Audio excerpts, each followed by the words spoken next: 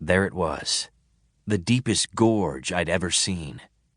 Like a bottomless gash in the mountainside, this gorge opened under the waterfall that had poured here relentlessly, season after season, century after century. Water slammed down into it, smashing the granite cliff walls, thundering like 1,000 storms. Mist exploded upward, rising and billowing into the sky. I stood there, watching, leaning against a mossy boulder. The crossing. That was what the ancient Anasazi name for this gorge meant. Was there something special about those cliff walls on the other side?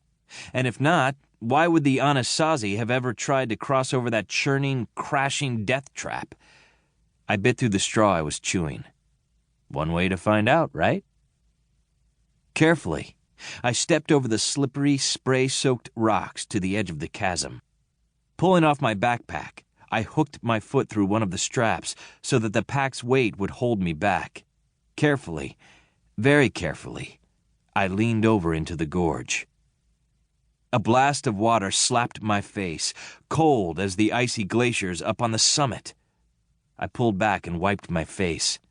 Anyone crazy enough to try to cross at this spot, who didn't die from the fall alone, would surely die from the chill of landing in water that cold. How many people before me had actually died right here? Perhaps the crossing meant the passage from life into death? Only the Anasazi knew the answer, and they had vanished without a trace hundreds of years before. Oh well, guess I'd rather stay alive, so I won't find out after all. I grabbed my pack and hoisted it onto my back. As I slipped my arm through the strap, brushing against my fly rod, I thought of the rainbow trout I was hoping to catch for supper. Rainbow, freshly caught and cooked over a fire with plenty of butter and chili peppers, was the best mountain meal of all. I licked my lips and turned to go, glad to be alive. That was when something seemed to grab my shoulder and tug me toward the gorge. My boots slipped on the rocks, and I lurched over backward. Whatever scream I let loose was swallowed completely in the roaring, pounding cascade. The last thing I remember was how, as I plummeted into the chasm, the colors around me suddenly shifted. Mist rose up around me, like a new landscape being born. For an instant, I thought that maybe I wasn't really dying after all, just changing. Or perhaps crossing into somewhere else. Somewhere beyond the world I'd always known. The world I'd left behind. Biography.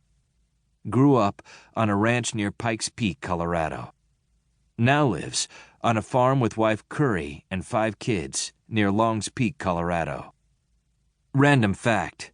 Has never met a dangerous river crossing that he didn't like, even if he fell in. Selected bibliography. The Fires of Merlin, The Lost Years of Merlin, Epic No. 3.